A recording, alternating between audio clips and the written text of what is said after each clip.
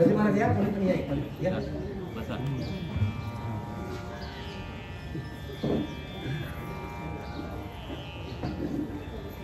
मला सुरुवात करायची का? हरे राम राम राम हरे हरे, हरे कृष्ण कृष्ण कृष्ण हरे हरे, हरे राम राम राम हरे हरे, हरे कृष्ण कृष्ण कृष्ण हरे हरे, हरे राम राम हरे हरे, हरे कृष्ण कृष्ण कृष्ण हरे हरे, हरे राम राम हरे हरे, हरे कृष्ण कृष्ण कृष्ण हरे हरे, हरे राम राम हरे हरे, हरे कृष्ण कृष्ण कृष्ण हरे हरे, हरे राम राम हरे हरे, हरे कृष्ण कृष्ण कृष्ण हरे हरे, हरे राम राम हरे हरे, हरे कृष्ण कृष्ण कृष्ण हरे हरे, हरे राम राम हरे हरे, हरे कृष्ण कृष्ण कृष्ण हरे हरे, हरे राम राम हरे हरे, हरे कृष्ण कृष्ण कृष्ण हरे हरे. बोला कुंडली कवळा विठ्ठल श्री ज्ञानदेव तुकाराम पंढरीनाथ भगवान की जय. माऊली ज्ञानेश्वर महाराज की जय. गुरु जगतवंद तुकाराम महाराज की जय. शांती ब्रह्म एकनाथ महाराज की जय. सच्चिदानंद सद्गुरु श्रीपाद बाबा महाराज की जय. सच्चिदानंद सद्गुरु रामदास बाबा महाराज की जय. सच्चिदानंद सद्गुरु पांडुरंग दिवेकर बाबा महाराज की जय. सावराम बाबा महाराज की जय. सर्व संतान की जय.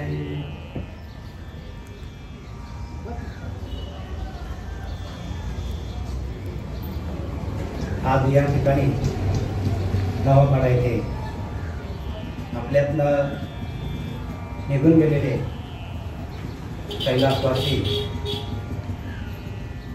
श्रीकृष्ण उर्फ काळू यादव यांचा दिनांक 1 सप्टेंबर 2025 रोजी त्यांना देवाज्ञा झाली आणि त्यांच्या उत्तर कार्यानिमित्ताने माझी सेवा आयोजित करण्यात आली. आपले आदरणीय हरिभक्तपरायण रमेश महाराज काठे तसेच आज मंगेश पाटील आलेले होते. मंगेश पाटील यांनी ह्या सेवेचा मला यथासांग लाभ दिलेला आहे आणि त्यासाठी मी आपल्या सर्व साधकांना घेऊन इथे हजर आहे.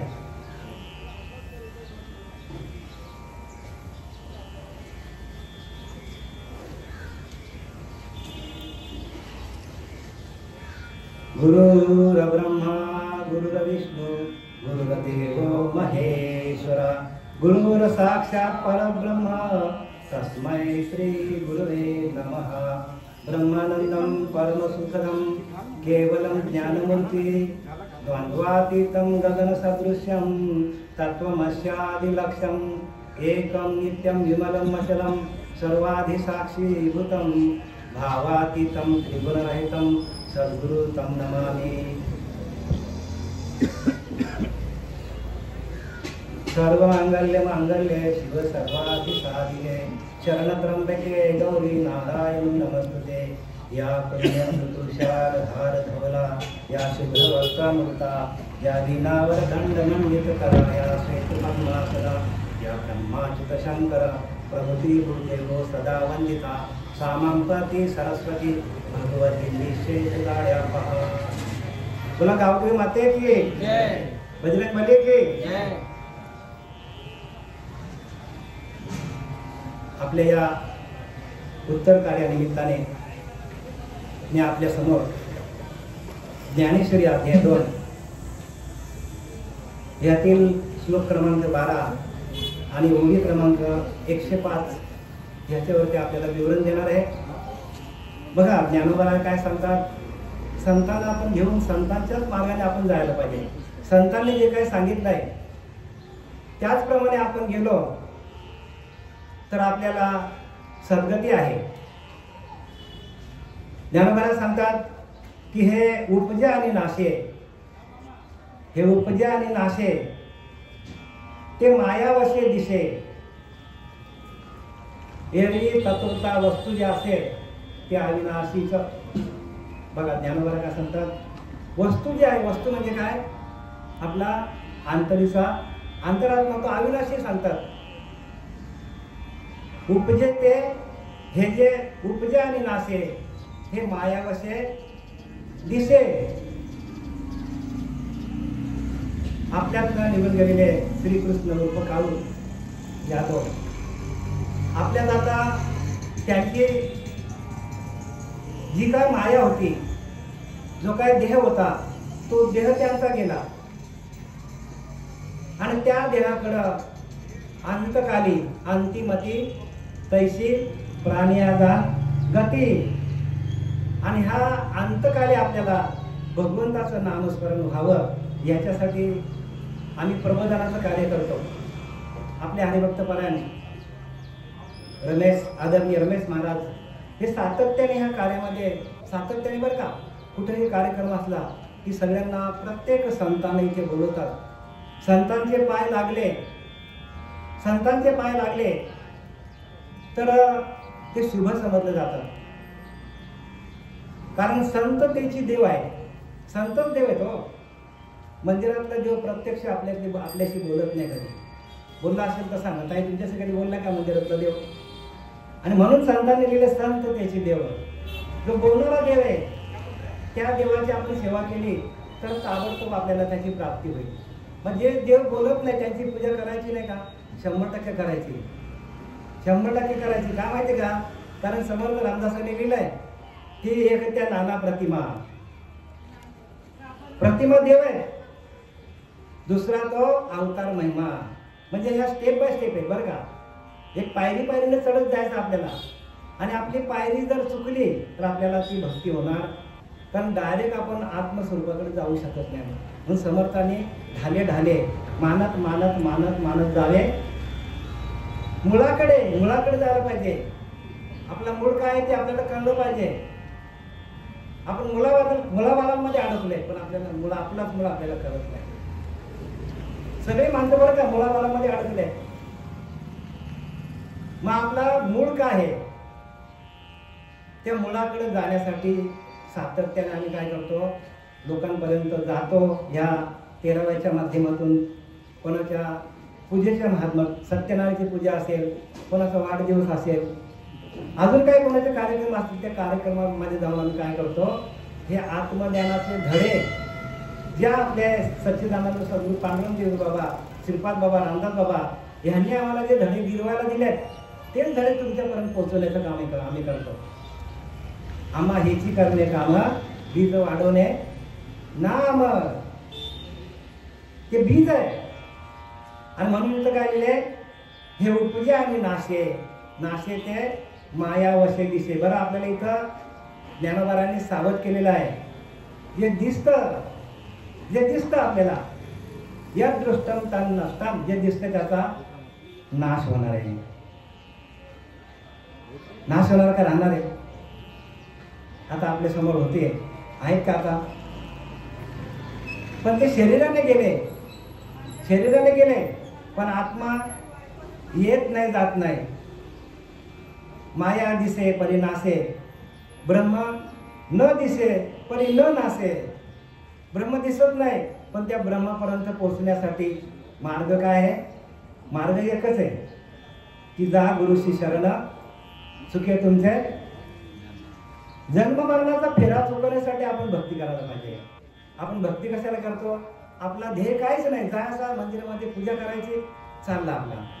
तर ध्येय काय? शेवटीला प्रत्येकाला बघा, आता एखादा शाळेतला मुलगा आहे, त्याचं ध्येय काय मला सांगा. त्याने जर ध्येय धरला की आपल्याला डॉक्टर व्हायचं, इंजिनियर व्हायचं, वकील व्हायचं, तर 100% होतो तो. पण तुम्ही आमच्याकडे ध्येय काहीच नाही. ध्येय काय पाहिजे आपल्याला? आपल्याला जो शरीर मिळालेला आहे, भगवंताने आपल्याला दिलेला आहे, मग ह्या शरीराला, शरीरामध्ये असताना आपण त्या भगवंताला प्राप्त करणं हे आपलं ध्येय आहे.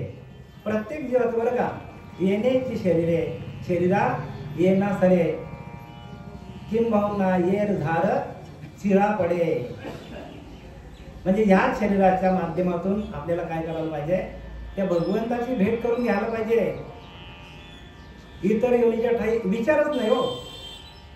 पशु काय पाप पुण्य जाणते, ते उत्तम मध्यम भोग भोगिती. मग आपण पशु आहोत का? नाही ना. मग ज्ञानवाराने लेख मारून ठेवले, प्राणिया कामी भरू देहाच्या वरी आदरू. प्रत्येक माणसाचा देहावर आदर आहे. म्हणून पडला विसरू आत्मबोधाचा. आपण देह नसून आपण आत्माच आहोत असा प्रत्येकाचा दृढ भाव होण्यासाठी शास्त्र लिहिलेले आहेत. ज्ञानोबाराने ज्ञानेश्वरी लिहिली, नाथांनी भागवत लिहिलं, समर्थ रामदासांनी लिहिला, दासबोध लिहिला, तुकोबारांनी गाथा लिहिल्या. हे कशासाठी लिहिल्या? घरात ठेवण्यासाठी. बरं, काय काय लोकांच्या घरामध्ये अशी अवस्था आहे की त्यांच्या घरामध्ये आपला धर्मग्रंथ आहे, ज्ञानेश्वरी गीता, तोही त्यांच्या घरात नाही. म्हणजे आपल्याकडे 18-20 दारिद्र्य आहे की नाही मला सांगा. आपला धर्मग्रंथ नाही. इतर धर्मामध्ये जा, प्रत्येकाच्या घरामध्ये तो बायबल आहे, प्रत्येकाच्या घरामध्ये. मुसलमानच्या घरामध्ये कुराण आहे, पण आपल्याकडे ज्ञानेश्वरी आपण ठेवत नाही. ते तरी ठेवायचं आता चालू करा. कारण आपल्याला आपले संत आपल्याला ह्यातून वाचू शकतात. म्हणून संत त्याची देव, संतच देव आहेत. निमित्त त्या प्रतिमा निमित्ताला आहेत. नाथ तुडे मुख्य परमात्मा, म्हणून करावे लागे प्रतिमा. आपल्याला देव दिसत नाही, भासत नाही, मग प्रतिमाची पूजा करायची नाही का? सगळ्यांनी करा बरं का, टाकू नका, ठेवा घरात. प्रतिमाची पूजा करा. म्हणून एक ते नाना प्रतिमा, दुसरा तर अवतार महिमा. प्रतिमाची पूजा केली, रामाची केली, त्याच्यानंतर आपण शंकराची केली, कृष्ण भगवंताची केली, बजरंगबलीची केली, आपण देवीची केली. मग ते करता करता तो भाव आपल्यामध्ये निर्माण होतो. मी खाली येऊन सांगतो बरं का, एकदम आत्मज्ञानाच्या गोष्टी सांगत नाही तुम्हाला. कारण काही लोक तर द्वैतातले लोक आहेत की त्यांना कळणार नाही. नाहीतर आपण आत्मज्ञानामध्ये एकदम पार जाऊ शकतो, आरपार. तुमच्या डोक्यावरनं जाईल काही लोकांच्या. म्हणून काय सामान्य लोकांना हे कळलं पाहिजे. सामान्य लोकांना हे ज्ञान कळलं पाहिजे. दुसरा तो अवतार महिमा. मग राम अवताराला आले, मग त्याने काय काय करून ठेवलं, काय काय लीला केल्या. कृष्ण परमात्मा अवताराला आले, त्याने काय काय लीला करून ठेवल्या. आपण वाचायला पाहिजे. सगळे शास्त्र आपले आपण वाचायला पाहिजे. कारण ह्या पहिल्या पायऱ्या आहेत. आणि ही पहिली पायरी आपल्याला जमली तर मानत मानत मानत जावे मुळाकडे जायला मिळेल आपल्याला. राम ज्यावेळेला अवताराला आले तेव्हा त्याने काय काय कार्य केले. कृष्ण परमात्मा आले, त्याने काय लीला केल्या. त्या लीला एवढ्यासाठी वाचायच्या की आपल्याला आपल्या धर्माची माहिती असली पाहिजे. आपल्या अंतःकरणामध्ये तो भाव तयार व्हायला पाहिजे. काय महाराज बोला ना, भाव तयार व्हायला पाहिजे आपल्याकडे. नाही तर सर्वसामान्य माणसाला हे ज्ञान कळणं कठीण आहे जरा. कारण आपण डायरेक्ट आपण आत्मज्ञानाकडे जाऊ शकत नाही. म्हणून गुरुला शरण जावं लागेल आपल्याला. उपजे ते हे उपजे आणि नाशिले ते मायावशी दिसे. म्हणजे कुठंतरी आता एखादा माणूस जन्माला आलाय, त्याचा संपूर्ण आयुष्य निघून गेला. आता अंतिमती तैशी प्राणिया जाणगती. अंतकाळी त्याची जशी वासना असेल तसं तो त्या जन्माला जातो. म्हणून आम्ही काही लोकांना सांगतो, बाबांनो तुम्ही काय करा, तामशी हार टाका, खाऊ नका. अंतकाळी आपली तशी वासना झाली खायची आपली, तर मग आपणच आपल्याला जन्माला घालतो. आपणच काय करतो, आपणच आपल्याला जन्माला घालतो. देव जन्माला घालत नाही. देव असतो तर ते असे सर्व काळ. पण देवावरती आलेले सगळे बुडबुडे आहेत. हे काय बुडबुडे सगळे. पाहे पा बुडबुडा जेवता जाये तेवता त्याशी जळच आहे. तो विरे आत्वार आहे तरी जळाची मध्ये. म्हणजे ज्ञानोबाने आपल्याला धाडस दिलेलं आहे. एखादा बुडबुडा पाण्यावर आलेला आहे, जिकडे जा तिकडे त्याला पाणीच आहे. फुटला तरी तो पाण्यामध्येच आहे, तरी तो पाण्यावरतीच आहे. तसं आपण सगळं ब्रह्मतत्वावरतीच आहोत. त्या परब्रह्मतत्वावर प्रत्येक जीव चालतो. प्रत्येक जीवाला त्यानेच धरून ठेवलंय, पण आपण त्यालाच विसरलोय. आणि आपल्या अहंकाराला आपण धरून ठेवलेलं आहे. आपल्या काय केलंय, अहंकाराला प्रत्येकाने धरून ठेवलंय. म्हणून समर्थ रामदासाने लिहिलंय, अहंकार या मानसीचा विरेना, तया ज्ञान हे अन्न पोटी जिरेना. सोप्या भाषेत सांगितलं बरं का, एकदम सोपी भाषा, सोपे वर मामा सांगितले संती, सोपं करून सांगितलंय की तो अहंकार जो परत तुकाराम महाराज बोलले की नाही, तुकाराम महाराज आपण परकट बोलतात, अहंकार गेला तुका म्हणे देव झाला, अहंकाराने नाडला तुका म्हणे वाया गेला. हो, वाया गेला माणूस. पण अहंकार काय करतो माणसाला, अधोगतीला घालून टाकतो. आणि म्हणून दो बातन को याद करो, दो बातन को याद करो, जो चाहे कल्याण. एक नारायण, नारायण एक आणि मौत, दोन गोष्टींना माणसाला लक्षात घ्यावं. काय, दो बातन को याद करो, जो चाहे कल्याण. आपल्या प्रत्येकाचं कल्याण होणार आहे. दोन गोष्टी लक्षात ठेवा सांगितल्या संतांनी, वेदांनी सांगितलं बरं काय, वेदांची भाषा आहे. दो बातन को याद रखो, जो चाहे कल्याण. तुमचं कल्याणच होणार आहे. नारायण एक, मौत दो. म्हणजे त्या आपल्या आतमध्ये असलेल्या आंतरिकच्या अंतरात्म्याला, त्या नारायणाला तुम्ही काय करा, विसरू नका. आणि मौत म्हणजे आज ना उद्या आपल्याला मरण येणार आहे. प्रत्येकाला मरण आलेलं आहे. मरे एक त्याचा दुधा भार आहे, अकस्मात तोही पुढे जात आहे. एखादा माणूस स्मशानभूमीमध्ये गेला पोचवायला, त्याला वाटतं बरं झालं गेला, अरे पण येड्या तू पण जाणार आहे तिथे. आपल्याला हे जमतच नाही ना माणसाला. आपण जसं का अमरनाथचा पट्टा बांधून आलोय आपण, पण प्रत्येकाने ध्यानात ठेवा की एक माणूस गेलाय, कुटुंबातला असो बाहेरचा असो, कुटुंबातला असो तर आपल्याला दुःख होतं, बाहेरचा असं दुःख होतं का, नाही होत दुःख. का आपला तिथे कुठेतरी जीव जडलेला असतो, आपल्या रक्ताचा नाता असतो, आपण त्यांच्याशी संबंध जोडलेला असतो. आणि इतर लोकांच्या ठाई आपण दुःख बाळगत नाही का, आपला काही संबंधच नाही. मग जिथं संबंध आहे तिथं आपल्याला दुःख होतं. मरे एक त्याचा दुजा शोक आहे, अकस्मात तोही पुढे जात आहे. आपण पण पुढे पुढे चाललोय मृत्यूकडे. पुरे ना जनी लोभरे शोभ त्याके, म्हणून जगी मागुता जन्म घेते. आपलं लोभ पुरत नाही, आपल्या वासना पुरत नाही. आपल्या वासना आपल्याला जन्माला घालतात. जन्माला कोणी घालत नाही बरं का, आपल्या वासनाच आपल्याला जन्माला घालतात. वासनेपोटी जन्म घ्यावा लागेल. वासना गेली, तुमची इच्छा गेली तर तुम्ही स्वतः परब्रह्म आहात. आपणच परब्रह्म आहोत बरं का.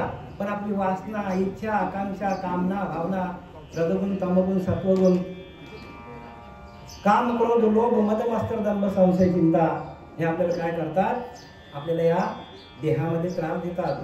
आणि तो त्रास आपल्याला घालवण्यासाठी श्री गुरूंना शरण जाऊन डोक्याला हात ठेवून जो अनुग्रह आहे तो अनुग्रह आपण घेतला. म्हणून समर्थ रामदासांनी लिहिले, ज्याच क्षणी अनुग्रह दिला त्याच क्षणी मोक्ष झाला. बघा, ताबडतोब मोक्ष आपल्याला. पण आपल्याला मोक्ष नको ना, आपल्याला परत परत जन्माला यायचं आहे. सांगा मला, या एवढे सगळे जमल्यात, आता काही साधक असतील, कोणाला असं वाटतं की आपल्याला मोक्ष व्हावा? तेव्हा ताईला वाटतं, ताई तुम्हाला वाटतं ना? मग समर्थ रामदासांनी साध्या भाषेत केले, असो जायशी मोक्ष व्हावा त्याने सद्गुरू करावा. बघा, सोप्या भाषेत सांगतो. काय करायला पाहिजे? 450 वर्षापूर्वी दासबोध लिहिला, सोप्या भाषेत लिहिला. चला, संस्कृत भाषा कठीण होती. काय महाराज, सत्य महाराज बरोबर ना? नंतर प्राकृत लिहिली ज्ञानोबा आले. आणि 450 वर्षापूर्वी या भगवंताला निर्गुण निराकार करायला असं वाटलं की समर्थ रामदासांना या भूमीवर पाठव. आणि सावधान झाल्यावर पळून गेला. म्हणजे तो सावध होता, आपण बेसावध आहोत. ज्या ठिकाणी सावध व्हायला पाहिजे आपण, तिथेच आपण बेसावध आहोत. मग संतांना शरण गेल्यानंतर आपल्याला ते ज्ञान होतं, असं जायची मोक्ष व्हावा त्याने सद्गुरू करा. हो, सद्गुरू करा. पण तो सद्गुरू असा आयरा गैरा करू नका. तुम्हाला ध्यानाला बसून तुमच्या डोक्याला हात ठेवून तुमच्याच जीवाचा शिवाशी ऐके करून देणारा सद्गुरू जोपर्यंत जीवनात येत नाही तोपर्यंत जन्ममरणाची खंडणी होणार नाही. गुरु जाम पायलीच्या 50 पडल्यात, पण जोपर्यंत ध्यानाला बसत नाही, ध्यान करत नाही, आपल्याच अंतरीच्या अंतरात्म्याशी आपण एकरूप होऊन त्याचं ध्यान कसं करायचं? कारण शेवटीला आपला अंतरीचा अंतरात्मा हाच देव आहे. तो गेला तर कुठला देव आपल्याला वाचवेल? येईल का वाचवायला? मग जो देव खरा देव तो अंतरी चोरला असेल. आतमध्ये चोरून ठेवले आपण, पण सद्गुरु विनोतो सर्व थाईना दिसे. सगळीकडे परमात्मा भरलेला आहे, पण जेव्हा आतला प्रगट होईल तरच दिसेल ना आपल्याला. जी ज्ञान चक्षु आहे, तो ज्ञान डोळा, तिसरा डोळा आहे, तो ज्या वेळेला उघडा होईल त्यावेळेला आपल्याला सगळीकडे परब्रह्म भरलेला दिसेल. मग त्यासाठी काय करावं लागेल? अहो इथे ध्यान लावावं लागेल, इथे भ्रुकुटीमध्ये. जोपर्यंत जो माणूस भ्रुकुटीमध्ये ध्यान करत नाही ना, त्याला ज्ञान भरपूर असेल पण आत्मज्ञान होणार नाही. गीता काय सांगते? नाना शास्त्रे पठ्य लोकम नाना दैवत पूजनम. म्हणजे पठ्या लोकांनी, वाचिक पंडित शहाणे असतील त्यांनी सगळी शास्त्र वाचली, 4 वेद 6 शास्त्र 18 पुराण वाचली, नाना दैवत पूजनम, सगळ्या देवांची पूजा केली. ज्ञान होईल का? वाचिक ज्ञान होईल, पण आपला अंतरीच्या अंतरात्म्याशी आपण एकरूप झालो नाही तर आपल्याला ज्ञान होईल का? ज्ञान भरपूर असेल पण आत्मज्ञान. मग पुढे सांगतात, गीता सांगते, गीता नाना शास्त्रे पठ्य लोकम. आपला धर्मग्रंथ सांगतो, आम्ही आमच्या पदार्थ सांगत अजिबात नाही. नाना शास्त्रे पठ्य लोकम नाना दैवत पूजनम परि आत्मज्ञाना विना पार्था सर्व कर्म निरर्थकम. सगळं पकड जाईल सांगतात. तुमच्या अंतरेच्या अंतरात्म्याचं ज्ञान तुम्हाला झालं नाही की ज्याच्यावर आपण अखंड आयुष्य काढलं, त्याच आपल्याला भजन जर जमलं नाही आणि आपण आयुष्यभर जर संसाराची चिंता करत राहिलो, प्रपंचाची, तर अंतकाली तीच वासना येते आणि आपल्याला काय करतो? आदोबत्याला घेऊन जातो. इथे कोणी कोणाला जन्माला घालत नाही, आपली वासनाच आपल्याला जन्माला घालतो. भगवंत सगळीकडे भरलेला आहे. मी तुम्हाला आता सांगितलं की सगळीकडे तो परमात्मा भरलेला आहे. एक आपण त्या परमात्मा तत्वावर आपण एक बुडबुडा आहोत. हे सगळे बुडबुडे आहेत बरं का. तुम्ही आम्ही हा पण एक बुडबुडच आहे, पण कधी फुटेल बोलू शकत. मग फुटल्यानंतर जशी या देहाकडे वासना असेल तसा त्याला जन्म घ्यावा लागतो. मग याच्याकडे कुठलीच वासना नसेल आणि याच्याकडे सातत्याने हरीचं चिंतन असेल, सातत्याने बरं का, भगवंताचं नामस्मरण असेल तर भगवंत त्याला आपल्यामध्ये सामावून घेतो. बघा साधा उपाय आहे. भक्ती काही एवढं मोठी नाही, भक्ती समजण्यासारखी आहे. प्रत्येकाने समजून घ्या, पण समजण्यासाठी तुका म्हणे किल्ली संतात आहे. ही किल्ली आहे संतांकडे. सद्गुरु कृपा तीची गुरु किल्ली आहे ती गुरुकडे बरं का. प्रत्येकाला उघडता येणार नाही ती किल्ली आतमध्ये आपल्या. सद्गुरु कृपा तीची गुरु किल्ली, जेणे ज्ञान दृष्टी प्रकाशली. आपली ज्ञान स्वरूप दृष्टी अवस्था प्रकाशित होते. सद्गुरु कृपा तीची गुरु किल्ली. गुरुकृपा पाहिजे. मला एक सांगा, प्रत्यक्ष राम जन्माला आले की नाही? शरण कोणाला गेले? महाराज कोणाला गेले शरण सांगा? वशिष्ठ. कृष्ण परमात्मा आला, तो सांगतो की मी बोलविला वेद बोले, मी बोलविल्या वेद बोले, मी चालविल्या सूर्य चाले. म्हणजे मी सूर्याला चालवतो सांगतो. आणि बघा तिसऱ्या अध्यायात 4थ्या दाखवले की नाही, भगवंताने सिद्ध करून दाखवले की मी सूर्याला चालवतो. वाचा तुम्ही ज्ञानेश्वरी वाचा, तुमच्या लक्षात येईल. वाचा, ग्रंथ वाचा. ग्रंथ आपले गुरु आहेत. पहिले ग्रंथ आपले गुरु आहेत. मी बोलविला वेद बोले, ह्या वेदांना मी बोलवतो सांगतो कृष्ण परमात्मा. छाती टोकपणे सांगतो, मी चालविल्या सूर्य चाले, मी हलविल्या प्राण हाले. या प्रत्येकाचा प्राण मी हलवतो. या सर्व जगाचे चालित आणि सर्व जगाला चालवणार मी आहे. पण असा कृष्ण परमात्मा शरण कोणाला गेला? महाराज कोणाला गेला? संदीपानांना. मग तुम्ही आम्ही की झाडकी मुल्या गुरुला शरण जायला नको का? गुरुला शरण गेल्याशिवाय आपल्याला हे ज्ञान होणार. म्हणून काय करा, प्रत्येकाने गुरुला शरण जा. असो जायाशी मोक्ष व्हावा, त्याने सद्गुरु करावा, सद्गुरु मोक्ष धरावा. हे कल्पांतील घडे, सद्गुरूशिवाय मोक्ष नाही. मग जर मोक्ष मिळाला नाही आपल्याला तर परत आपल्याला या जन्म मरणाच्या फेऱ्यामध्ये अडकावं लागेल. इथं तेच लिहिले, काय सांगितलं इथे, हे उपजे आणि नाशे ते मायावसे दिसे. प्रत्येक जशी वासना असेल तसा माणूस काय करतो, त्या जन्माला जातो. खाण्याची वासना असेल तर जा बाबा वाघाच्या जन्माला, जा कुत्र्याच्या जन्माला. हा, जशी वासना असेल तशी. पण ते अंतकाली, म्हणून त्याने लिहिले, काय लिहिलंय, अंतिमती तैशी प्राणिया जाण गती या लागी कृष्ण चित्ती. अखंड असावं भगवंताचं अखंड चिंतन करा.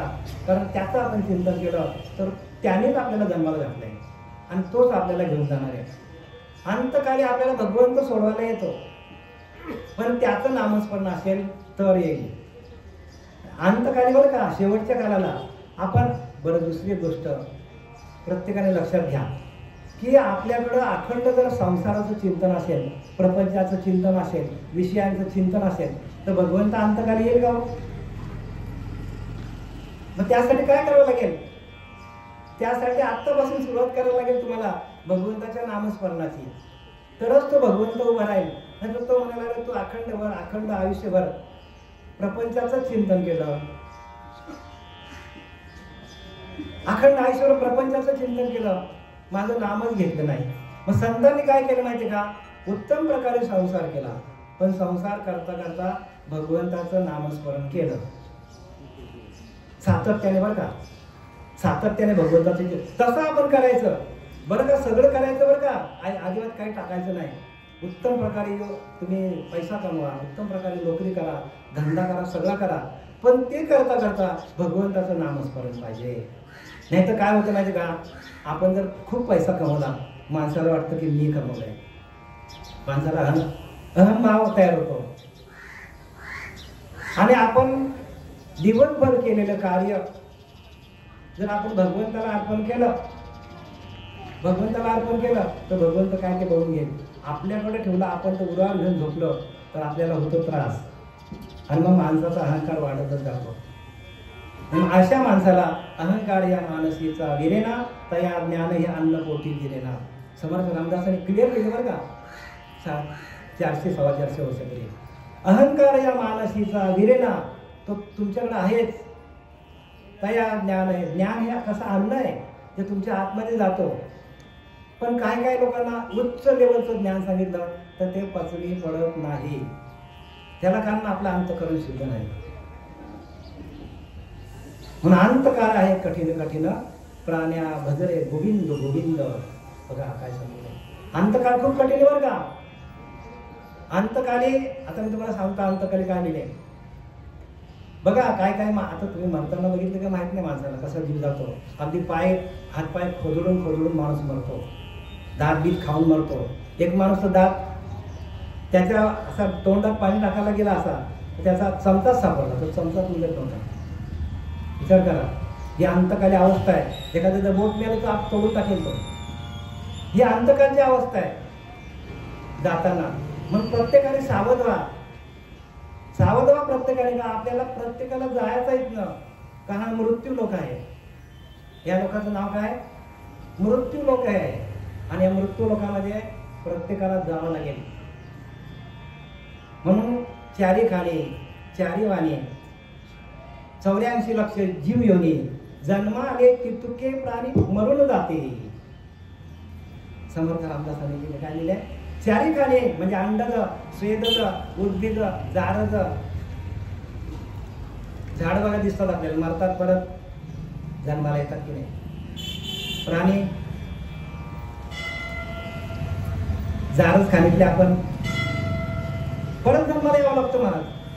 बरं, परत जन्माला यायला काही त्रास काहीच नाही, पण लख 84ला गेल्यानंतर मनुष्य देह मिळणार आहे. मग किती आपले बघा, किती आपल्याकडे आपल्याला किती आपण सावध असलं पाहिजे. म्हणून सावध आहे तो स्मरण. विकल्प होता तर विस्मरण, आणि विस्मरण पडताच मरण पावते प्राणी. स्मरण विस्मरण झाले, मग जन्मास कोणी घातले? भगवंताचं स्मरणाचं विस्मरण झालं अंतकाली, मग जन्मास कोणी घातले? आपणच आपल्याला जन्माला घालतो. आणि भगवंताचं नामस्मरण असेल तर भगवंतापर्यंत आपण पोहोचतो. नाही तर परत तिथं आपल्याला फिरायला लागतो. हे चक्र आहे ना, चक्रामध्ये अडकावा लागतो. म्हणून पाहता आपले मूळ स्थानाला जायला पाहिजे. मूळ स्थान काय आपला? ओंकार स्वरूप आपला मूळ स्थान हे लक्षात घ्या. आणि त्या ओंकाराचा ध्वनी, त्या ओंकाराचा नाद आपल्याला जमला पाहिजे. पाहता आपले मूळ स्थान सहजची उड्या अज्ञान दिले जाते माणसं. या नाव ब्रह्मज्ञान, या नाव बोलीचे ब्रह्मज्ञान आणि मोक्षदायक, आणि तेच आपल्याला मोक्षाला नेणार आहे. बाकी मोक्ष असा मिळत नाही. पाहता आपले मूळ स्थान, मला लक्षात घ्या, मूळ स्थानाला जायला पाहिजे आपण. आणि ते ओंकार सोबत आपल्याकडे नाम नसेल तर मग भक्तीचं काही कामच नाही. मला उघडा मंत्र जो आहे त्याच्याने आपल्याला सद्गती मिळणार नाही, मोक्ष चुकवता येणार नाही. म्हणून ध्यान करा. ध्यानाच्या माध्यमातून ज्ञान आहे. काही लोकांना गुरु अभिमान, काही लोकांना ज्ञानाचा अभिमान आहे, काही लोकांना सौंदर्याचा अभिमान आहे, काही लोकांना पंथाचा अभिमान आहे. सगळं टाकून द्या. माऊलीने काय दिलं ते घ्या, संतांनी काय सांगितलं ते घ्या. मग संत त्याची देव आहे. अंतकाळी आपल्याला संत सोडायला येणार आहे. अंतकाळी कोण सोडायला येणार आहे? संतच आपल्याला सोडायला येतील.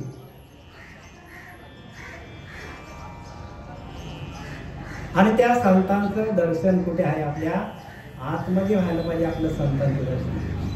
संत दर्शने थोरला पद्मनाभ जोडीला. संत काय करतात? आपली पद्मनाभी तुटलेली आहे. आईच्या पिंडामध्ये असताना भजन चालू होतं, नाल तोडली, भजन संपला, जोडणारा गुरु मिळत नाही, तोपर्यंत मोक्ष नाही मिळणार. तसा गुरु मिळाला पाहिजे की तुटलेली नाल आपल्याला जोडून देणारा मिळाला पाहिजे. आणि एकदा काय तुटलेली नाल जोडली का अखंड चिंतन विठोबाचं झालं. ही अनुभूती आमची आम्हाला तुम्हाला सांगितलं, आणि तुम्हाला ही अनुभूती यायलाच पाहिजे. आणि ती अनुभूती येत नसेल तर मग केलेले सर्व कर्म निरर्थक आहेत. सगळे केलेले कर्म निरर्थक आहेत. आता आपल्याला थोडस गोष्टीरूपाने सांगतो. ज्या वेळेला कौरव पांडवांचं युद्ध संपलेलं आहे आणि युद्ध संपल्यानंतर परीक्षित राजाचा जन्म झालेला आहे. परीक्षित राजाचा जन्म ज्या वेळेला अश्वत्थामाने त्या उत्तरेच्या गर्भामध्ये परीक्षिताचा जन्म म्हणजे गर्भतीचा होता. उत्तरेच्या गर्भाशयामध्ये. अशा वेळेला अश्वत्थामाने असा विचार केला की संपूर्ण यादवकुलातच नायनाट करून टाकला, कोणाला धोका द्यायचा म्हणजे पुढे युगाचंच खंडन. पण भगवान परमात्मा होता महाराज, भगवान परमात्मा होता. त्याला काळजी होती की युग आपल्याला इथं संपायचे नाहीत, आपल्याला कलियुगामध्ये प्रवेश करायचा आहे. कलियुगामध्ये काय करायचा? प्रवेश करायचा. आणि त्या कलियुगाला खरा धडा शिकवणारा परीक्षित राजा उत्तरेच्या गर्भामध्ये वाढत होता. आणि मग ज्या वेळेला अश्वत्थामाने काय केला? अस्त्र सोडला. ब्रह्मास्त्र सारखा अस्त्र होता, सोडला. सोडल्यानंतर भगवंताला माहित पडला. पण भगवंताने काय केलं तर सुदर्शन चक्र घातलं तिथे आणि त्याचा प्राण वाचवला. कोणाला? परीक्षित राजाचा. आणि असा हा परीक्षित राजा संपूर्ण यादव कुलाचा नायनाट झाल्यानंतर परीक्षिताचा काय झालेला आहे? परीक्षित राजा राज्यावर बसलेला आहे आणि त्याने राज्यकारभार चालू केलेला आहे. पण परीक्षितासारखा राजा नव्हतो ना भविष्यात. एवढा शीलवान राजा होता, एवढा विद्वान होता. संपूर्ण राज्यामध्ये त्याच्या शांतीच होती, कारण यादव संपूर्ण गेले होते. म्हणजे यादव कुलाचा संपूर्ण नाश झाला होता आणि कलियुगाला सुरुवात झाली होती. विचार करा. आणि म्हणून परीक्षित राजा जो आहे त्या राज्यामध्ये सगळं वातावरण मुबलक होतं. आणि परीक्षित राजा एकमेव राजा होता. आणि कलियुगाची सुरुवात परीक्षित राजापासून झालेली आहे. अशा त्या परीक्षित राजाने काय केलं आहे तर एक दिवशी शिकारीला जायला निघाला. आणि शिकारीला जायला निघाला तर त्याने मुकुट घातलं. ते कोणाचं घातलं? जरासंध. म्हणजे जरासा संघ झाला त्याला. त्या जरासंध कसा होता माहिती तुम्हाला? राक्षस वृत्तीचा होता. मग जर जरासंधाने थोडा वेळ का होईना ते मुकुट घातलं आणि काय झालं? शिकारीला गेला. बघा एवढ्या 1 तास असेल 2 तास असेल शिकारीला गेला.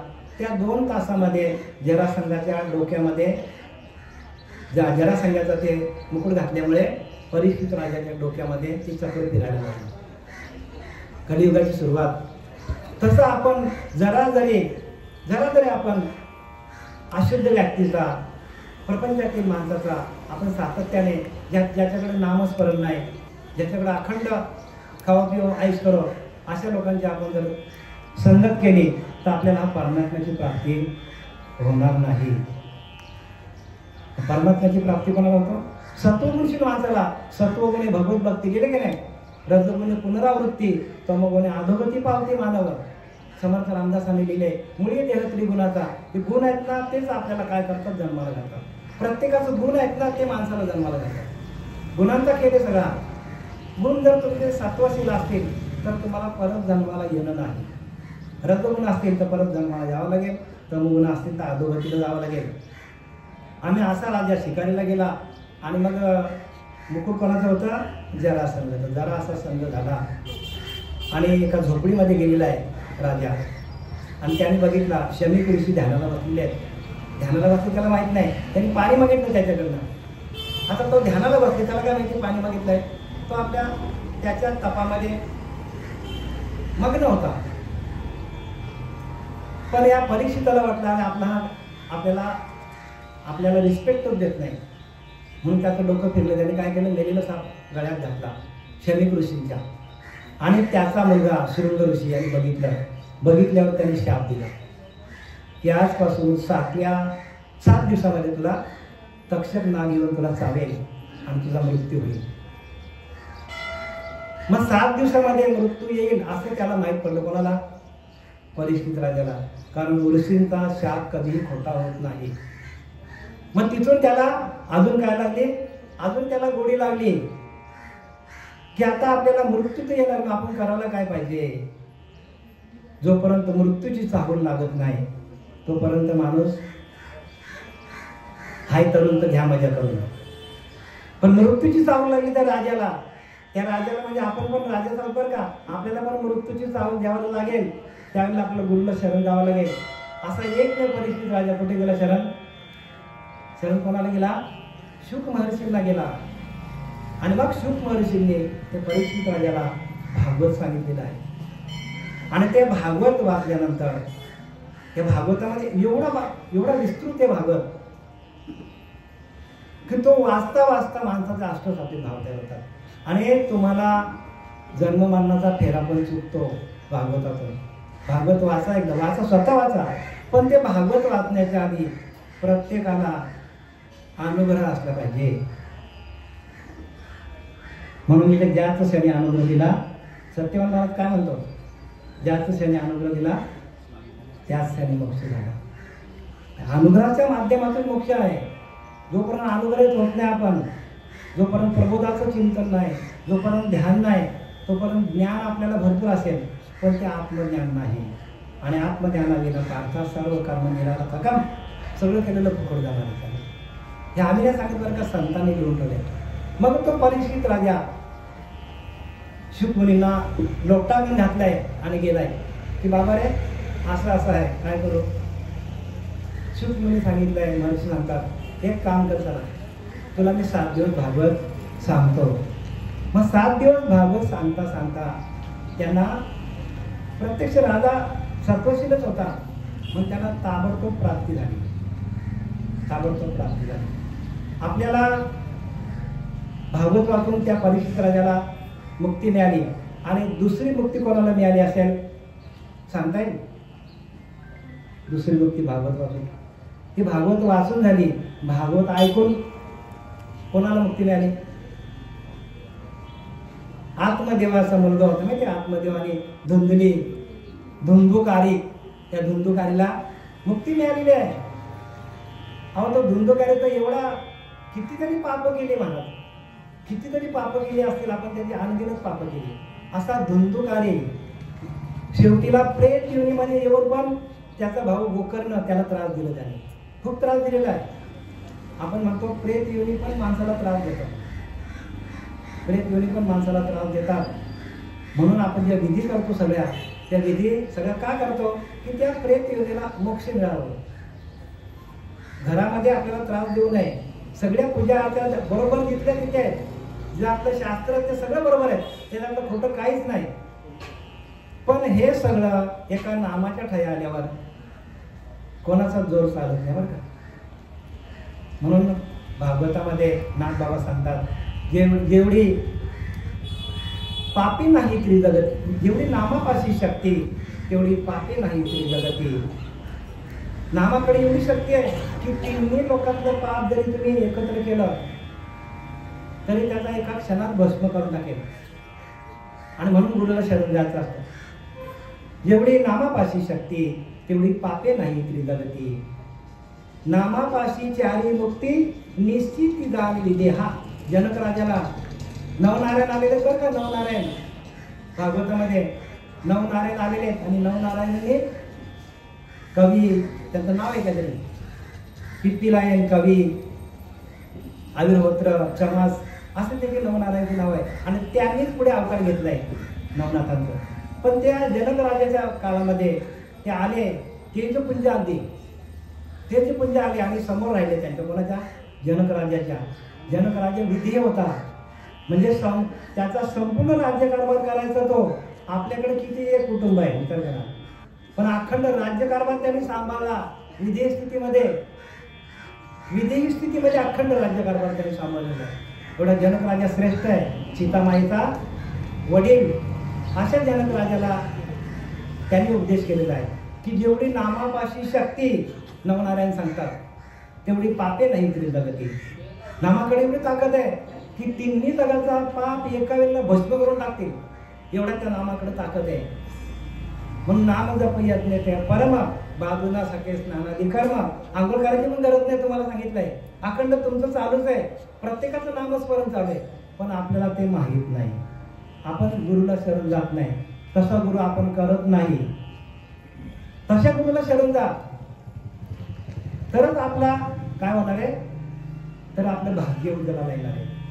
नाही तर आपण असा वेडावाकडा गुरु केला तर मग त्याचा वेळ पण जाईल आणि आपला वेळ पण जाईल, पण आपल्याला मोक्ष मिळणार नाही. नामापाशी चारी मुक्ती निश्चित दान विदेहा.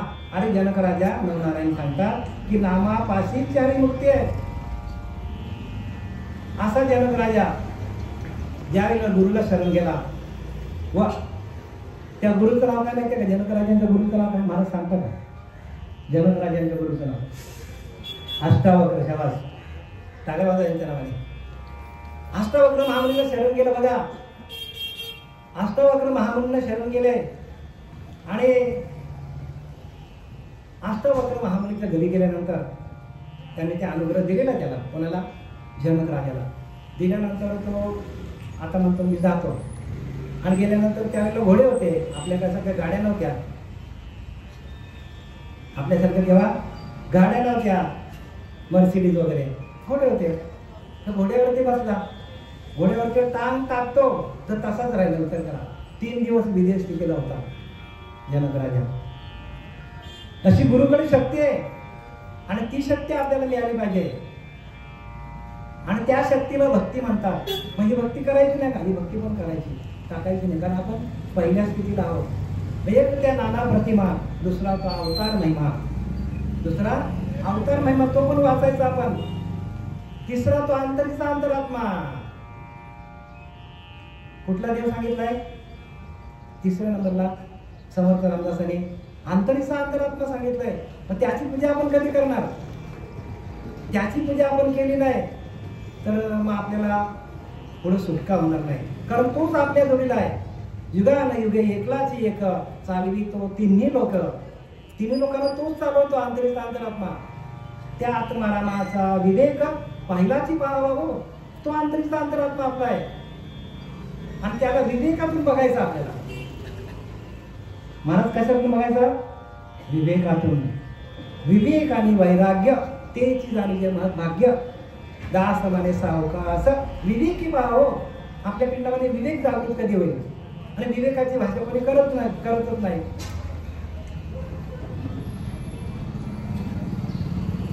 म्हणून काय सांगितलंय, युगानुयुगी एकलाची एक, तो एकच आहे आणि सगळ्यांना तो चालवतो, पण त्या एकाकडे कोणी वळत नाही. म्हणून आपला तो एक देव करून घ्यावा, तेने विना जीवा एक, म्हणजे एक तुमच्यातला एक नाही बरं का, तो एकच सगळीकडे सगळ्यांना चालवणारा सर्वागती राम देहादी एक आहे. आता तुम्ही सांगाल की महाराज माझ्यातला देव यांच्यातला देव एकच कसा, सांगू का? ते पण सांगू. आता मला सांगा, मला सगळे तुम्ही दिसता बरोबर ना, आणि तुम्ही 2-4 लोक माझ्याकडे आले आणि मी डोळे बंद केले आणि माझ्या 8-10 लोक इथं बसवलं ध्यानाला, आणि तुम्ही आंबा आणला आणि प्रत्येकाच्या नाकाला लावला, डोळे बंद आहेत बरं का, दिसत नाही आंबा. मग सगळेजण आंबाच म्हणणार की नाही? का त्यातलं एक म्हणणार पेरू आहे, म्हणेल का पेरू आहे? सगळीकडं पेरूच आहे ना. बासुंदी आणली, खायला दिली, सगळ्यांना एकसारखी चव लागेल का वेगळी लागेल? सारखीच लागेल. डोळ्याने आता मी तुमच्याकडे बघतो, तुम्हाला दिसतंय बाबुलनाथ महाराज आहेत, नक्की ठीक दिसतो ना तुम्हाला? सगळ्यांना एकच दिसतो ना का 2-4 दिसतात? आम्हाला सगळ्यांना चालवणार एकच परमात्मा आहे ना. पण त्या परमात्म्याची आपण ओळख घेत नाही, त्याच्याशी एकरूप व्हा. तोच आपला भगवंत आहे, तोच आपला ईश्वर आहे. युगानुयुगे एकलाची एक चालवी तो तिन्ही लोक बरं का. 3 लोक म्हणजे मृत्यू लोक, पाताळ लोक आणि स्वर्ग लोक. हे जाऊ दे, याचं मृत्यू लोक आहे, पण पाताळ लोकांना पण तोच चालवतो. आतमध्ये तुम्ही गेला, खेकडे बघा, खेकडे असतात, बेडूक असतात, आता दिसतात का? पण आहे ना, त्यांना पण चालवणार तो. मग तो त्यांना चालवतो, मग आपल्याला तो चालवत नाही का? त्यांना पाणी कोण देतो? त्यांचं पालन पोषण कोण करतो? तो परमात्मा आहे ना. मग त्या परमात्म्याची ओळख आपण घ्यायला पाहिजे. मग एक तो अंतरीचा अंतरात्मा, आपल्या आतमध्ये असलेला अंतरीचा अंतरात्मा, तोच आपला देव आहे.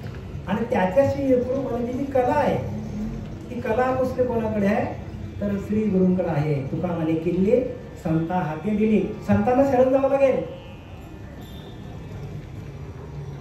मग संत चरण रज लागता सहज, वासनेचे बीज जळून जाते. मग आपल्याकडे वासना काय? अजून आपल्याला तसला संत भेटलेला नाही, जो आपल्याला ध्यानाला बसवत नाही. आपल्याच अंतरीच्या अंतरात्म्याशी आपल्याला एकरूप करून देणारा श्रीगुरू आपल्या जीवनात येत नाही, तोपर्यंत आपलं जीवन व्यर्थ आहे प्रत्येकाला.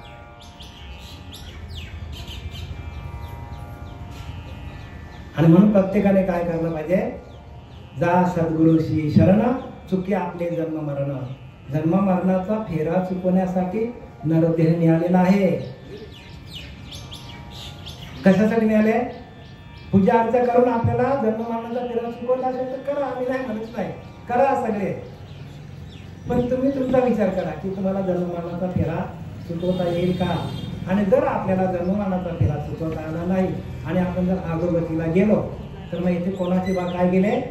ज्याचे त्याने अनहित केले. लौकिक बरा संपादिला, आतमध्ये सावध नाही झाला. मुख्य देवास चुकला, आत्मघातकी, आपल्या आत्म्याचा आपणच घात करतो. आणि लौकिकामध्ये माणूस जातो, माझं नाव मोठं व्हायला पाहिजे, माझं कीर्तन चांगलं व्हायला पाहिजे, माझं प्रवचन चांगलं व्हायला पाहिजे, मला पाकिट मोठा मिळायला पाहिजे. सगळ्या लोकांचा हात लागते. आपण लोकांचं हित कशामध्ये ते सांगा ना. हित कशाचे? हित ते करावे भगवंताचे चिंतन. हित कशामध्ये? भगवंताच्या नामस्मरणामध्ये हित आहे. स्वहिता कारणे संगती साधूची, स्वहिता कारणे संगती साधूची. आपला स्वहित जर साधायचा असेल तर साधूची, संतांची संगत धरा. भावे भक्ती हरीची भेटी देणे. भावातून भक्तीतून हरीची भेट होते. स्वहिता कारणे संगती साधूची. भावे भक्ती हरीची भेटी देणे. भावाने, भक्तीने आपल्या अंतःकरणामध्ये नामाचा भाव तयार झाला तर त्याला भक्ती म्हणतात. आणि त्या भक्तीतून देवाची भेट होते. अशी देवाची भेट होत नाही.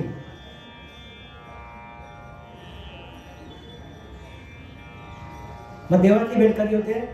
देवाची भेट आपल्याला आतमध्येच होते. आत्मसाक्षात्कार आतमध्येच होतो. देवाची प्रचिती आतमध्ये येतो, आतमध्ये सगळं आहे आपल्या, पण आपल्याला तो पेटारा भरलेला आहे, पण तो आपल्याला ओपन कसा करायचा, उघडायचा कसा, त्या भगवंताशी एकरूप कसा व्हायचा, आणि ती आपल्याला भक्ती जमली पाहिजे, आणि त्या भक्तीतून आपल्याला मुक्ती आहे. बाकी ह्या भक्ती आहेत ते करा, आम्ही तुम्हाला नाही म्हणत नाही, करा, जे वाटेल ते करा, कोणी राम म्हणा, कोणी कृष्ण म्हणा, जे काय म्हणत रामकृष्ण म्हणा, पण गुरुला शरण गेल्यानंतर गुरु आपल्याला श्वासावरचाच मंत्र देतात, कारण आपला श्वास हाच आपला देव आहे. श्वास आपला गेला की आपण गेलो. मग गुरु काय करतात, आपल्याला श्वासावरती मंत्र देतात. देव म्हणजे आपला प्राण, म्हणजे प्राणवायू, या प्राणाला चालवणारा, या वायूला जो चालवणारा जो आहे, वायू म्हणजे आपला श्वास जातो येतो जातो येतो, त्याला जो शक्ती पुरवतो तो आपला परमात्मा आहे. त्याने शक्ती पुरवायची बंद केली तर आपला उचला म्हटलं त्याला. आणि तो जोपर्यंत आपल्या नासागिरीवर आपण ध्यान करत नाही, नासागिरीवर ध्यान करा, नासागिरीवर ध्यान केलं तर आपल्याला त्याची प्राप्ती आहे. म्हणून स्वहिताकाराने संगती साधूची, भावे भक्ती हरीची भेटी देणे, भावातून भक्तीतून हरीची भेटते. पण आपला भावच आपला देव आहे. काही न लगे एक भावाची कारण तुका म्हणे आन विठोबाची. बघा तुकाराम महाराज विठ्ठलाची शपथ घेऊन सांगतात, भक्तीला काही लागत नाही. काय लागतो, आपल्या अंतकरणीचा भावच आपल्याला त्रास देतो. अंतकरणीचा जो भाव आहे ना, तो भावच आपल्याला तिथपर्यंत पोहोचवतो आपल्याला. आता समाजामध्ये आता आपली गोष्ट राहिली थोडीशी सांगायची परीक्षित राजाची, की परीक्षित राजाने भागवत ऐकलं आणि त्याने त्याचं काय केलं, स्वतःचं स्वार्थ साधून घेतलं. तसं प्रत्येक माणसाने आता कलियुगामध्ये कलीचा प्रबल वाढलेला आहे. आणि म्हणून वेद काय सांगतात बघा, धृतम पानम स्त्रियस सुनः यत्रा धर्मश्चतुर्विधा. म्हणजे 4 प्रकारचे, ज्या वेळेला कलियुगाची सुरुवात झाली त्यावेळेला परीक्षित राजांच्या त्या राज्यामध्ये कलीने प्रवेश केला. आणि त्या कलीने सांगितलं, हे राजा लोटांगण घातलं बरं का, की मला 4 ठिकाणी तरी दे, 4 ठिकाणी तरी दे. मग ते 4 ठिकाणी त्यांनी मागून घेतलेली आहे. आणि ते 4 ठिकाणी जो जाईल त्याला कली झपाटल्याशिवाय राहणार नाही. याची पूर्व सूचना आहे. वेद काय सांगतं बघा, काय लिहितं, धृतम पानम श्रियस सुना यत्रा धर्मश्च चतुर्विधा. म्हणजे 4 BHK मागून घेतलं त्याने. जसं आपण कसं 4 BHK मागतो, 1 BHK नको, 2 BHK नको, 3 नको, 4 BHK, तसा 4 BHK मागून घेतलं त्याने.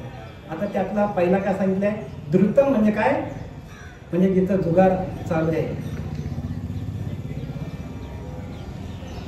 जिथं सट्टाबाजी चालू आहे, अशा ठिकाणी कलीचा वास्तव्य आहे.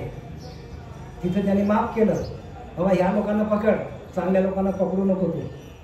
आणि ह्या कली कसा आले माहिती का, कली कसा 11 विक्रांत घेऊन आलेले.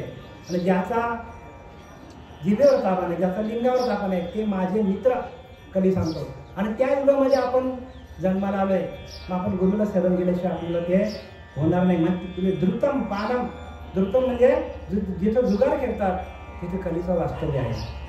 कलीने मागून घेतले बरं का, कलियुगाची सुरुवात झाली किंवा कलीने मागूनच घेतलं सगळं आहे. धृतम पानम म्हणजे जो दारू पितो ते माझे मित्र. आणि सगळे असेच मित्र आहेत बरं का, आणि हे कलीचे मित्र आहेत, समजून घ्या.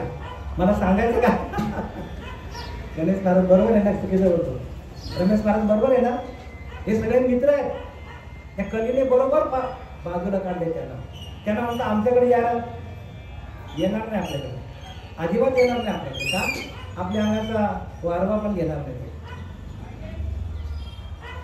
आणि परीक्षित राजाकडनं कलीने लोटांगण घातलं, अरे बाबा मला कुठेतरी जागा दे, ही जागा दिलं त्याने. नंतर स्त्रियास म्हणजे जिथं देह विक्री होतो, जिथं देहाचा व्यापार चालतो, अशा ठिकाणी कलीचं वास्तव्य आहे. तर ह्या सगळ्या गोष्टी प्रत्येकाने समजून घ्या. स्त्री असो पुरुष असो, पुरुषाने तर जास्त लक्षात घ्या की आपण संगत कोणाची करायला पाहिजे. संगत करे सज्जन की तो बढ़त बढ़त जाए संगत करे मूर्खन की, तो हर रोज जूते खाय. म्हणजे आपल्याकडे जूते मारायला येत नाही बरं का, पण आपल्याकडनं पाप होतो. जरा जरी आपल्याकडनं पाप झाला तर त्याचा भोग आपल्याला 100% येतो. जे काय आता रोग वगैरे आहेत ना, ते रोग कशासाठी येतात? रोग येत आले म्हणजे काहीतरी आपल्याकडनं पाप झालेला आहे. हो, या व्यासपीठावरनं तुम्हाला ठामपणे सांगतो, प्रत्येकाला बरं का, या देहाला पण हा देह काय सुटलेला नाही. प्रत्येक देहाला जे रोग आहेत, तुका माने पापे येती रोगाची या बापे. रोगाच्या माध्यमातून आपल्याला हे पाप येतात, पण आपल्याला तिकडे लक्ष नाही.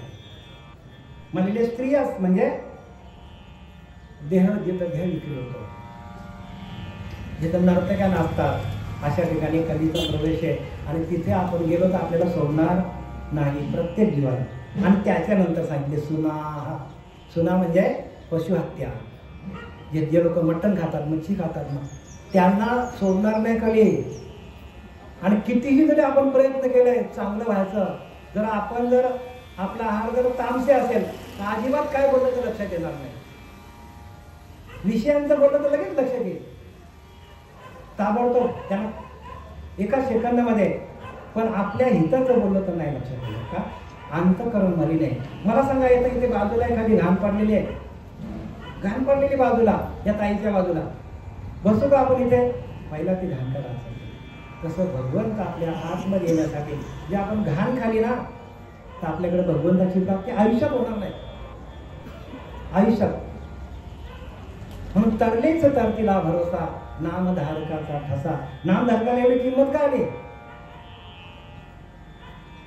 नामधारकाला किंमत का आली एवढी? कारण नामधारकाचं अंतःकरण शुद्ध आहे, अजिबात मलिनता नाही. म्हणून त्याच्या पटकन लक्षात येतो. पण हे खाद्यम पिद्यम लोकांच्या लक्षात येणार नाही त्यांच्याकडे. कारण त्यांची वासना काय झालेली आहे? वासना त्यांची तिकडे गेलेली आहे आणि ती इकडे परत येणार नाही. म्हणून गुरुला शरण जा. आम्ही तेच सांगतो तुम्हाला, गुरुला शरण जा. गुरुला शरण दिल्याशिवाय आपल्याला. आणि 5वं त्यांनी काय सांगितले की जे लोक अनमार्गाने पैसा मिळवतात, वाम मार्गाने पैसा मिळवतात, तिथे मी आहे. मग बघा, वाम मार्गाने पैसा मिळवला तर त्यांच्या त्या घरातली माणसं अजिबात सुखी नसतात. कुठेतरी आपले पैसे डॉक्टरकडे जातात, पण हे आपल्या लक्षात येत नाही.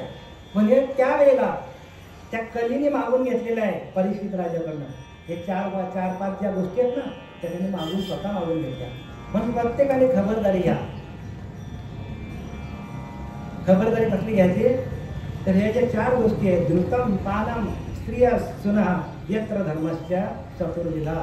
हे अधर्माचे मार्ग आहेत, अधर्माचे मार्ग आहेत. या अधर्माला जो माणूस जाईल त्याला कली ताबडतोब त्याला काय होतो? आपल्या ताब्यात घेतो. आणि एकदा का कलीनं आपल्या ताब्यात घेतलं, मग तिथे कोणाचंच काही चालत नाही. मग कलीला आपल्याला जर बाजूला करायचं असेल तर त्यांनी सांगितले, कली विरुद्धार हरीच्या नामे. हो, नामातून उद्धार होणार आहे. स्पष्टपणे दिले की नाही? कली विरुद्धार हरीच्या नामे, हरीच्या नामातून उद्धार होणार आहे. मग तुकोबरा सांगतात की नाही की नाम घेता राहू नका, पुढे जाणी नाही तुका मी तुम्हाला जाणीव नाही. हो, तुम्ही ज्या कोठडीमध्ये जाल त्या कोठडीमध्ये सोडवायला तुम्हाला मी येईल. पण तुकोबरा असतात माझं नाम घ्या, नाम घ्या, नाम घेता राहू नका. नाम म्हणजे श्री गुरुला शरण जाऊन आपल्याला डोक्यावर जोपर्यंत हात ठेवणारा गुरु मिळत नाही. म्हणून जेवढी पापी नाही त्रिजगती तेवढी नामापाशी शक्ती. नामाकडे एवढी ताकद आहे की 3 जगाचा पाप एकत्र केला आणि आपण ते नाम घेतलं. त्या नामाच्या माध्यमातून काय होतो? ताबडतोब आपल्याकडे असलेली पाप ताबडतोब निघून जातात. एका क्षणात त्याचा भस्म होतो.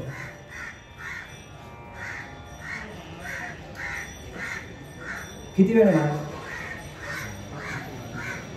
5 मिनिट. आता जाता जाता परत काही लोक इथे वैतागले आहेत. त्यांना एक छोटीशी एक कथा सांगतो आणि मी प्रवचन संपवतो.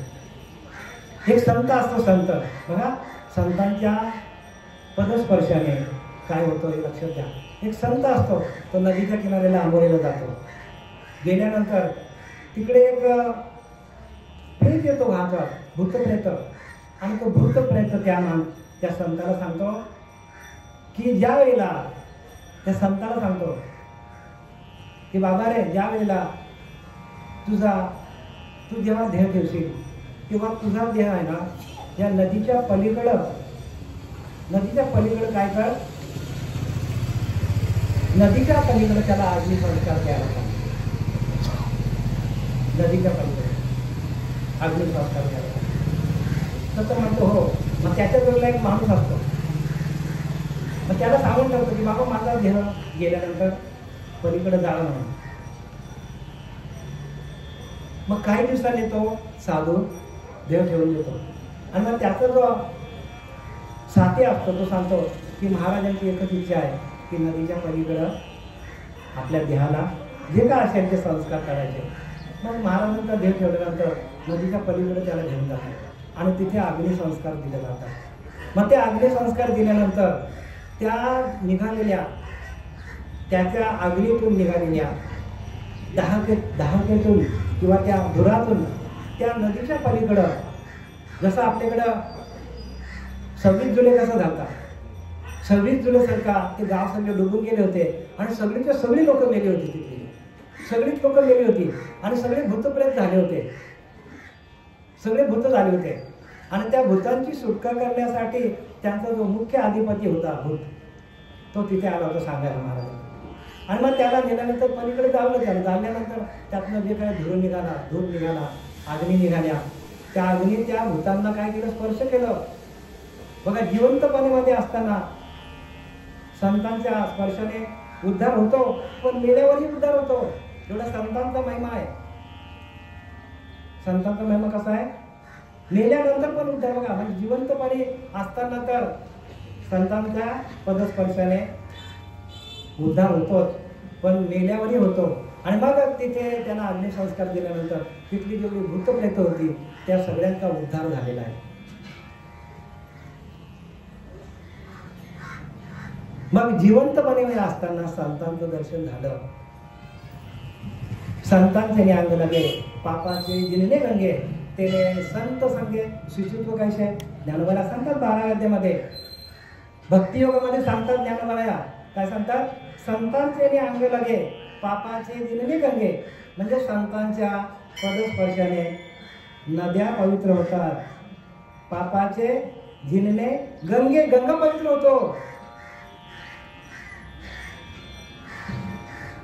गंगा पवित्र होतो की नाही, ही गोष्ट तुम्हाला माहिती आहे ना. भक्त पुंडलिकाची का सांगायला पाहिजे तुम्हाला. भक्त पुंडलिकाने काय केलं, आई वडिलांना त्रास द्यायचा केला तो. मग कोणाला जाऊन भेटला तो, सांगू का स्टोरी, तुम्हाला माहिती आहे ना. हा, तर भक्त पुंडलिकाला काय झालं, आई वडिलांना त्रास द्यायचा.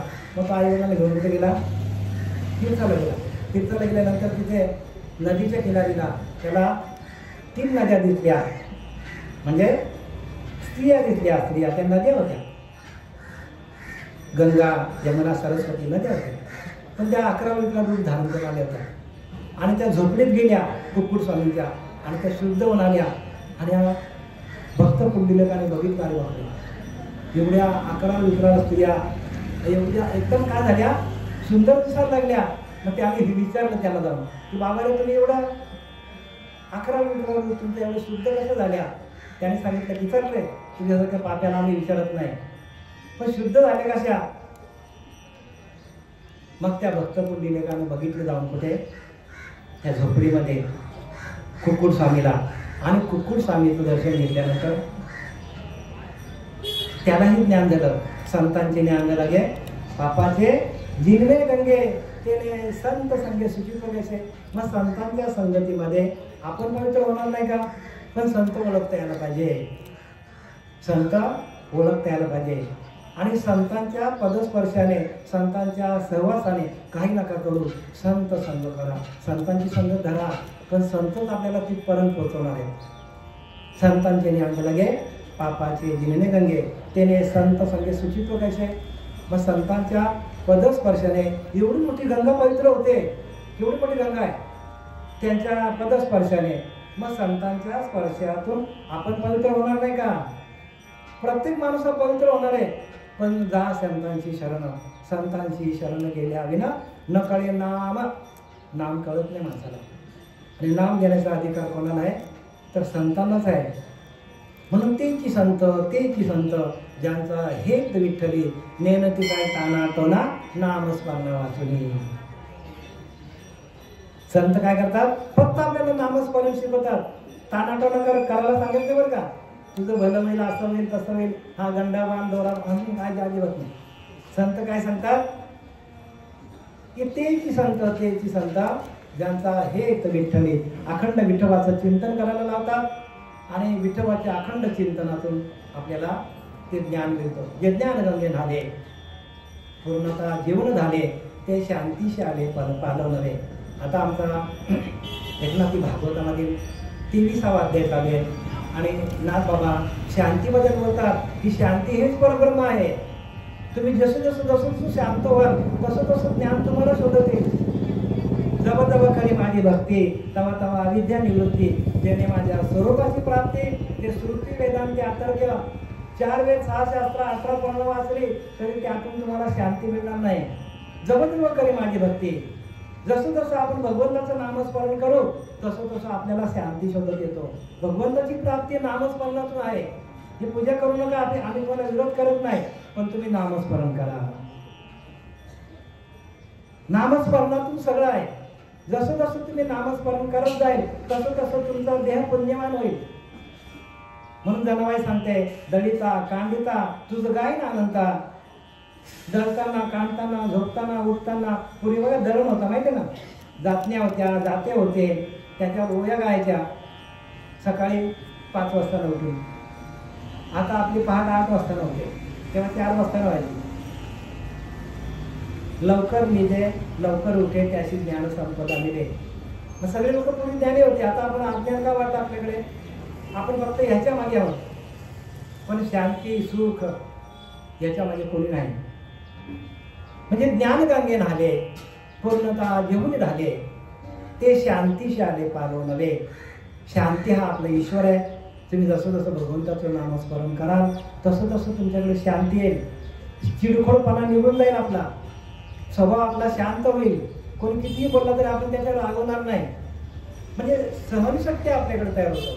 संतांकडे ती सहनशक्ती आली. नाथबाबांच्या अंगावर एक यव्वन 108 वेळा थोडला. रागवले का ते? नाही रागवले. मग त्यांची आपण पूजा करतो का? रागवले नाही, ओरडले नाही, काही बोलले नाही. तर तसं प्रत्येकाने शांत व्हा, कारण शांती त्यांच्याकडे आली, आणि म्हणून त्यांचा प्रत्येक मंदिरामध्ये त्यांची मूर्ती बसली. प्रत्यक्ष भगवंत झाले ते का? तर शांत होते. प्रत्येकाने शांती हाच ईश्वर आहे. शांती परते नाही धर्म. शांती हेच परब्रह्म आहे. तुम्हाला जशी शांती मिळेल तसं भगवंत तुमच्या जवळच आहे. भगवंताला लांब शोधायला जायची गरजच नाही. भगवंत जवळच आहे, तुमच्या जवळी नव्हे अंतरे तरी भेट नाही आयुष्यभरी. आणि ती भेट तुम्हाला करून घ्यायची असेल तर सकाळी 10 मिनिटं तुम्ही चिंतनाला बसा, 15 मिनिटं चिंतनाला बसा, देवाचं ध्यान करा. आपल्या अंतरीचा अंतरात्मा शुद्ध झाला तर भगवंत आपल्या आतमध्ये येऊन बसेल. आपल्याकडे जर शांतीच नसेल, आपल्याकडे सगळे विषय असतील तर आपल्याला भगवंत भेटणार नाही. मग आपल्याला विषय घालवायचे असतील तर तुकाराम महाराज म्हणतात की नाही, तुका म्हणे देह भरला विठ्ठले, काम करोड घर ते केले. ते काय खोटं सांगतात का? देह भरला, अखंड चिंतन विठोबाचं चालू झालं, तुकोबराचं, तसं आपलं नामस्मरण चालू झालं तर आपले विषय आपल्याला आपोआप बाजूला होतील. पिकिले असेंदे कडूपण गेले, तैसे गेले आम्हा पांडुरंगा, काम करू तर निमाल्याचं काही झाले आनंदाची दृष्टी. आठव नाठव झाले गेला भावाभाव, झाला स्वयंमेव पांडुरंग.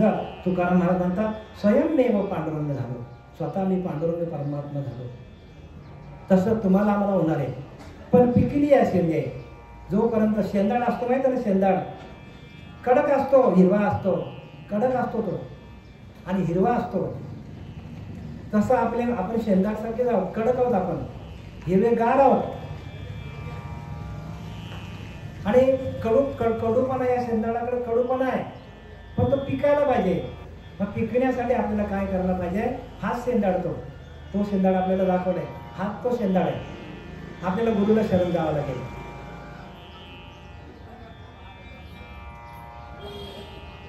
त्या शेंदाडाचा कलर चेंज होतो, हिरवागार असतो, पिकल्यानंतर पिवळा होतो, पिकल्यानंतर पहिला कडक असतो, नंतर तसे संत झालेत ना महाराज, संत तसे झालेत म्हणून ते संत आहेत.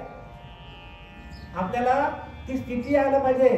अंतरस्थिती बाणता अंतरी संशय गेला ब्रह्मांडाबाहेरी. कुठल्याच गोष्टीचा संशय तुम्हाला राहणार नाही, पण अंतरस्थिती बांधली पाहिजे.